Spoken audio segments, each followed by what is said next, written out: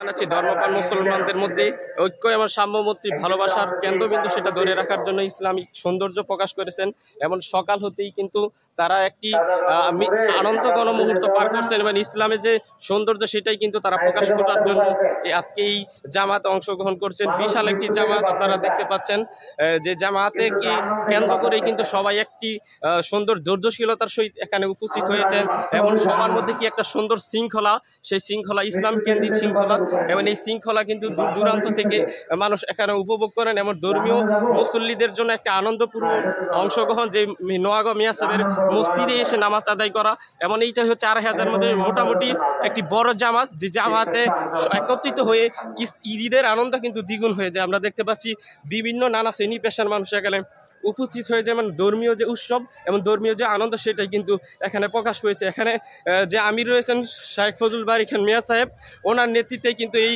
10 থেকে 15টি আরও অধিক অংশ মুসল্লিরা এখানে সমবেত হন। আমরা ওনার কাছে জানবো যে ইসলামের কেন্দ্রবিন্দু এই নোয়াগাঁও মিয়া সাহেবের বাড়ি, আপনি এই দায়িত্ব নিয়েছেন এবং দূর দূরান্ত থেকে মুসল্লিরা একত্রে হয়ে এই জামাতে অংশগ্রহণ করছে, এটা কেমন বিষয়?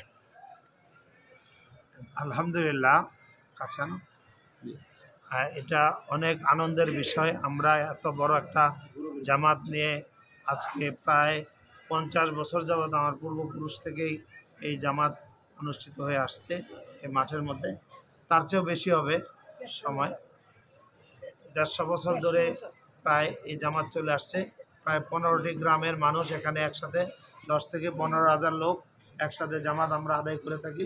ঈদের আনন্দ একজন আরেকজনের মধ্যে ভাগ করে নেই এবং প্রচুর পরিমাণ মহিলা একত্রিত হয়।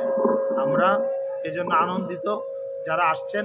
আগামী দিনগুলোতে আমরা যাতে সবাই একত্রিতভাবে এভাবে জামাতের সাথে ঈদের জামাতগুলো আদায় করতে পারে, আল্লাহ পাক সেই তৌফিক দান করুক আমাদেরকে, আমিন।